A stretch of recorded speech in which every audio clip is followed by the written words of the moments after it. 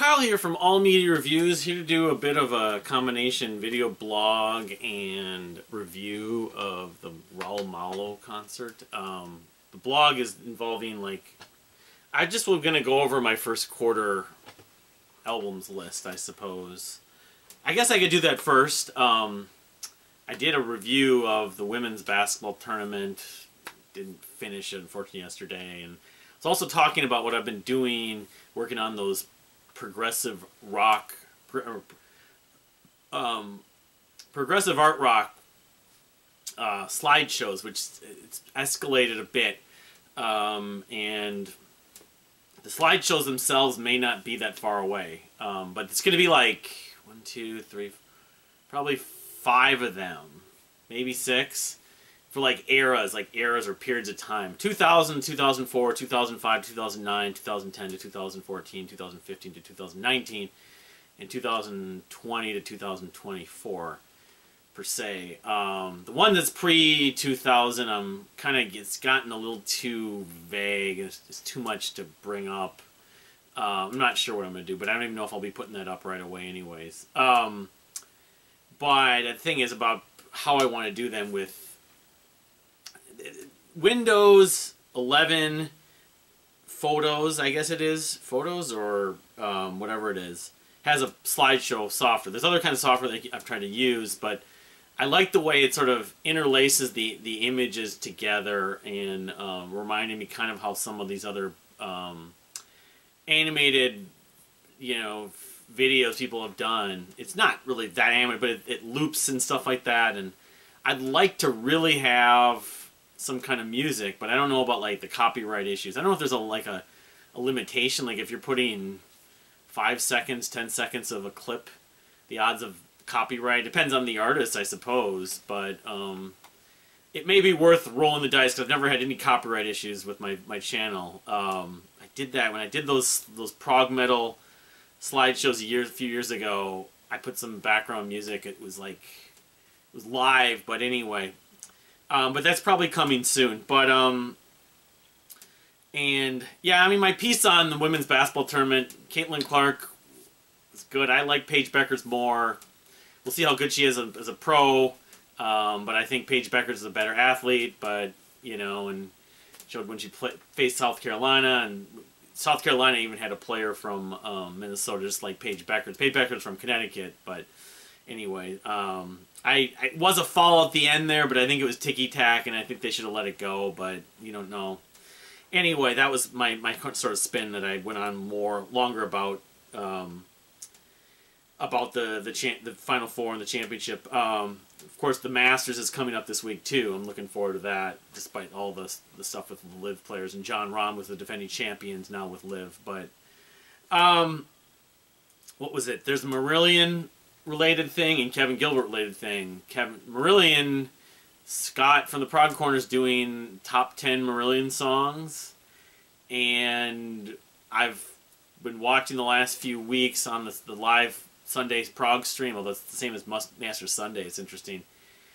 And I know it was Alex from Beer and Vinyl ended up having the idea, although I think I actually just brought up the Marillion topic multiple times many months ago, around the time that, not the early days of the stream, but I don't know if I'm gonna be on the panel, but if I'm not, I'm gonna still watch it. And I guess my thought is that if be interesting, I'll probably chime in in the peanut gallery if I'm not on the panel for the Marillion songs. They are my favorite band. I have an extensive amount of time and experience and history and passion for them, but that doesn't necessarily mean I would, I don't try to equate level of fandoms. I mean, knowledge and experience and interest, but maybe I should follow up. I did a Marillion songs list. I want to say I did it, but I can't remember. Maybe I just did it on Rate Your Music. I can't remember. Right around the time I was doing the albums list. So maybe I'll reiterate that and kind of go in depth with the top 10 or a lot of honorable mentions, maybe top 20. I don't know.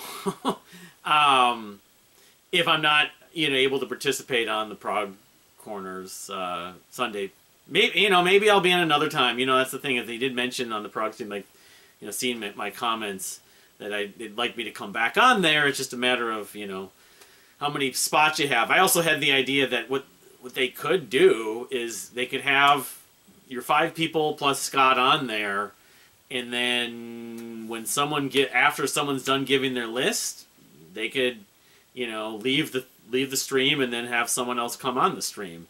But I don't know. I mean, they want to still comment and, or whatever. I don't know. I just wonder if that would be, this reminds me of like when doing karaoke at the cons and stuff. It's like you do your 2 songs, you do your song, and then you got to wait in line. But it's like it could be a first come first serve thing, but I don't know. It's Scott's show. It's his decision ultimately. But, if I was going to be on the panel for that show for one show, Marillion obviously would be the topic. Kevin Gilbert related, Steven Wilson and Tim Bonus, their podcast, which is now on YouTube, the album years, which they do. They've been doing it since COVID. It's now on YouTube. It was on just Spotify and the other, sites that have podcasts. They just finished the year 2000. They've done a lot of years from other decades. They haven't done too many recent years, at least since the 2000s. They did 2000, and they did 4 episodes, because they've been doing these more extensively.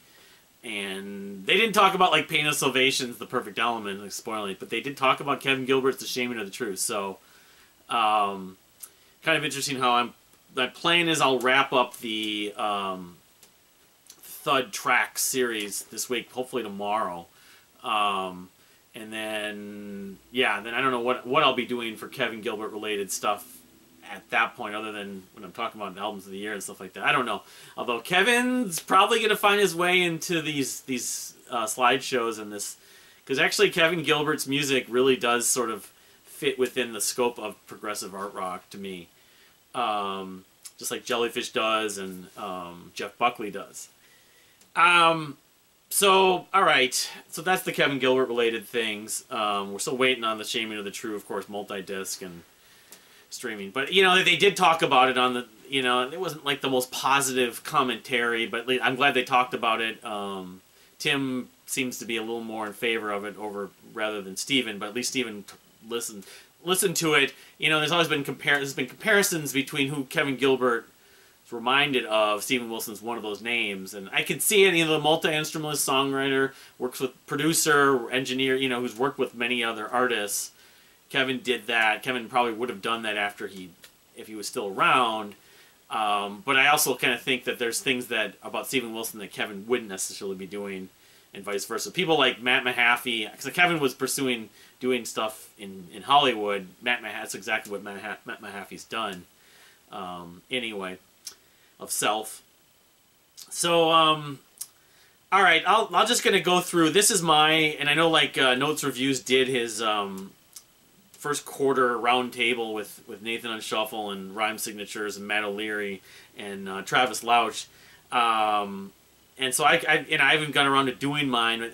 This isn't a ranking. I'm not going to go by their format. This is my own just list, really. And I talked about the other dates. It's not really a ranking much. I can say this. There's 1, 2, 3, 4, 5, 6, 7, 8, 9, 10, 11, 12.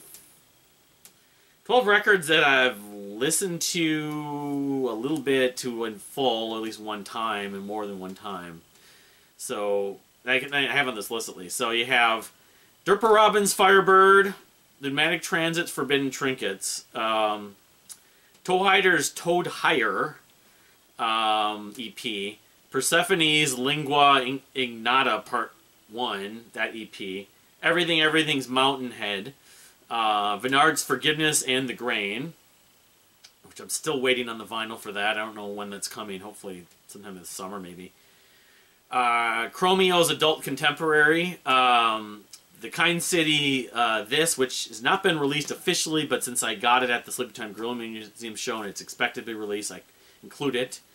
Another Sky's Beach Day, then Bellaflex, Rhapsody in Blue, Kairos' Mannequin, and Amanda Palmer's New Zealand Survival Songs EP. Then Then I've got some other stuff on here that I really haven't listened to enough to even say I've just listened to some of them or not at all meant to. Towhider's Children of the Sun 3 EP. Mesa Verde, All Is Well. I thought I listened to one or two songs. I don't think I listened to the whole thing. Isan Self-Titled. The one, I don't know, there's two versions of it, but Steve Hackett's The Circus and the Night Whale. Job for a Cowboy's Moon Healer. North Sea Echo's Really Good Terrible Things, the Ray Alder and Jim Matheos project. Sleepy Time Gorilla Museums of the Last Human Being. That's the Comeback album. Of course, I just saw them in concert a few weeks ago, or last month. Paula Cole's Low. I listened to one song from that. Judas Priest's Invincible Shield. A lot of people are really liking that, and Sheryl Crow's Evolution. So, I mean, it's not really a ranking exactly, but if push comes to shove, I'm choosing like a favorite. It would probably be Durpa Robbins' Firebird. The Pneumatic Transit, Forbidden Trinket's a close second. Towhider, and Towhider has another EP, but I had the Children of the Sun 3, and then I thought there was another one. Persephone and Everything. I mean, all these records have good music on them. Durpa Robbins, I don't know how much I could say. It's just love a lot of the record. I haven't listened to it addictively because some of the stuff that they've been talking about, it's kind of shied me away a little bit. I don't know. I may go back, just involving, you know, like not only so much the AI stuff, but you know, some of the stuff on I can just say it's been discussed on one of their groups, I think, on Reddit. So maybe I'm reading a little bit too much into that. It's not going to change my overall belief in their music. Kind of like Between the Buried and Me, there's some issues now that the guitarist Dusty has been basically parted ways with the band, but there's a lot of still legal issues. I still like those, especially those first 4 Between the Buried and Me albums. But I don't know. This stuff sometimes you don't want the cancel culture and stuff. One thing can bug you about a band or whatever, but I think it's a really polished record and it's among their best. It's just I don't know. I'm gonna have to kind of wade through and see what happens. There's a lot of stuff that's coming out this year, and if it comes out on vinyl, it's supposed to. I thought I probably still would buy it. But anyway, I mean, the musically, it's still very good. Kind of like that whole thing with Bear Ghost. Although the production of that record last year bugged me too, but the issues they had with some former members and. But yeah, I mean, the Pneumatic Transit record also is right up there with it, and so, you know, Towhider, Persephone, and everything. It's, I don't love all of it, but I enjoy a lot of it, and need to go back to it. Chromeo has one of the best songs of the year in the song BTS. The outro is just awesome on that track. I'm looking forward to seeing them live in October. So, but yeah, that's it. And there's a lot. Like I've gone over the calendar, what's coming out. Obviously, Ben Sinister's this week. I can say the local native songs. I've listened to the new songs. I've revisited them, and then there's one that came out on Friday that I didn't even mention last time. Really, really good. You know, maybe I got to go back to the record from last year. Time Will Wait for No One, but I'm kind of wondering if now that this new record of theirs, song called Alpharetta, I'm gonna like more than the record from last year. Because there's more energy on both Alpharetta and April. April's the new one. But yeah, I mean, that album comes out in a couple weeks, and we finally get not Persephone. The In Vain record got pushed back solemn till April 19th, I think it is. It's a week. It'll be a week from this Friday. So, but the singles are really good. I'm really excited about that. So there's a lot of stuff that's in there. I can see.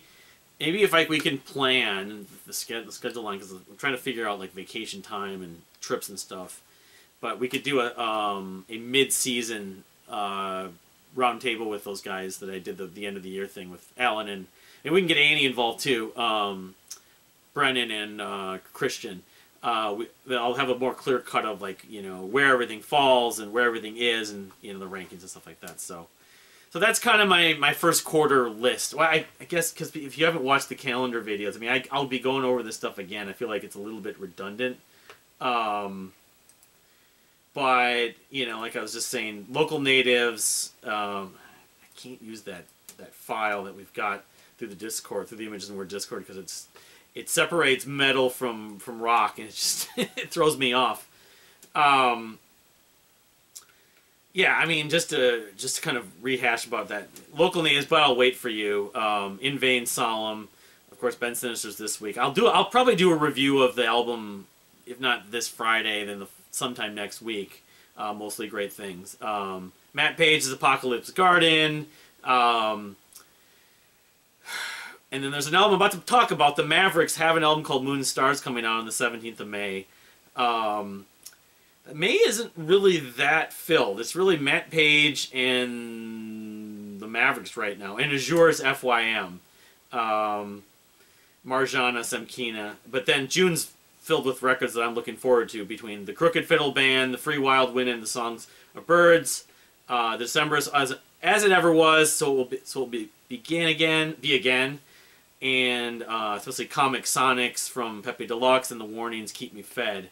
Heard the new Warning single. It's a little grittier, but I think I mentioned that in the last video. So, but yeah, I think maybe we could maybe plan to do maybe by July sometime, if we can find a weekend to do that. So I feel like I'm talking about what I should be talking to them about. So my review of Raul Malo, and as I mentioned, he's from the Mavericks. First time I saw him was last September at the State Theater with the Mavericks, and he did a solo show at the Dakota Jazz Club last night in Minneapolis. And I was really into that show. I was surprised how much I enjoyed that show. The sort of horns and the keyboards and the sort of energy and the jazz element, the Afro-Cuban jazz element almost. But this, of course, was just him. He did have his son rather, I forget his name now, come out and play drums for a couple of songs. This is, I don't, my wife would know.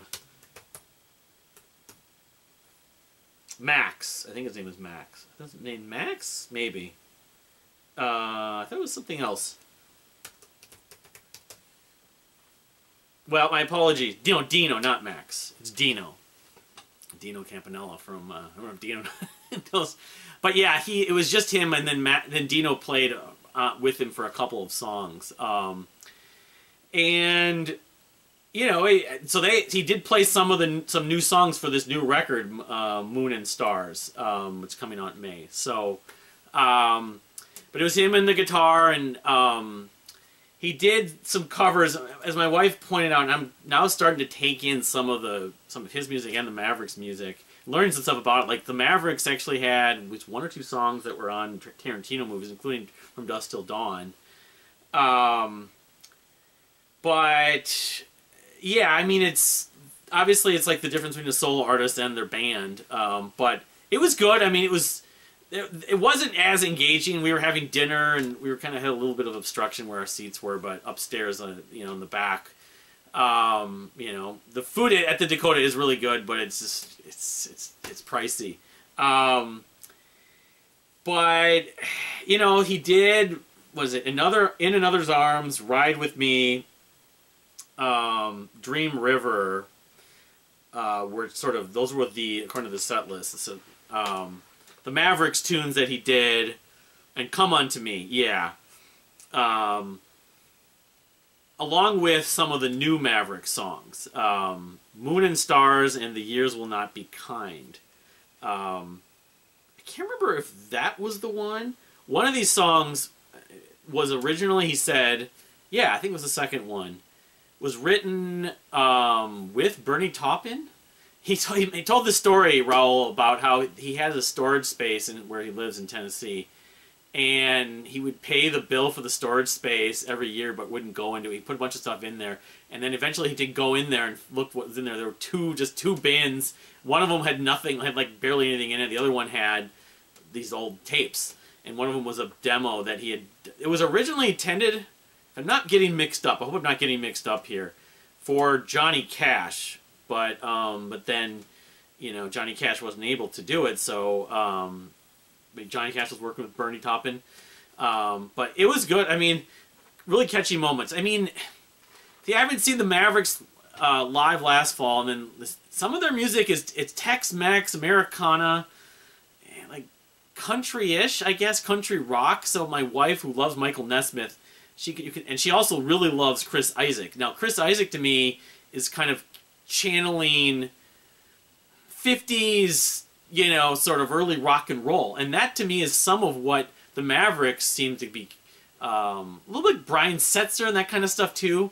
And so, I mean, the country element is hit and miss, I guess. It's more about his voice, how rich his voice can be, and then some of the kind of vibe and mood he creates at points. Some of the parts are catchy. There's chanting, there's marches, little marches. And while with the Mavericks it was more blown up because you had more instrumentation, it still seemed to work for the most part. Not on every track. He did some covers, though, like Siboni, which is Ernesto Lecuono. I don't know that track. I don't know who that is. The Wonder of You from Ray Peterson. And then the Tennessee Waltz from Patty Page. And then this is one of his favorite. He was just a lot of it was acoustic, of course, more like stripped down. Stardust from Hoagie Carmichael and his pals. Oh, and then Till I Gain Control Again from Rodney Crowell. I think I've heard that a few times. So it says that Dino joined them the rest of the set. That was the 10th song. I don't know if he was really in that many songs. But anyway, so these new songs, there's one song called And We Dance. That may be the one that was really catchy. But my wife was saying how his solo career, she had seen him solo before she'd ever seen the Mavericks, until that was the first time she saw the Mavericks last year. Even though she'd been a fan of both, but she kind of leaned toward his solo stuff, even though he'd done a lot of covers. So to see him do covers isn't weird at all. So, but yeah, I mean, I think I need to listen to a lot more of his stuff. It's not prog, and it has jazz elements. I mean, I would definitely say that. I'm trying to think. I was thinking of like Pancho Sanchez, because there's an Afro-Cuban element to some of it. Some of it is just kind of very catchy, rhythmic, kind of. I mean, is it like mariachi music? Not really. It's an interesting blend, his music, and that's why I'm intrigued to listen to more of it. And you know, I mean, he doesn't have to be super technical, or he doesn't even have to be super catchy for it to be good music.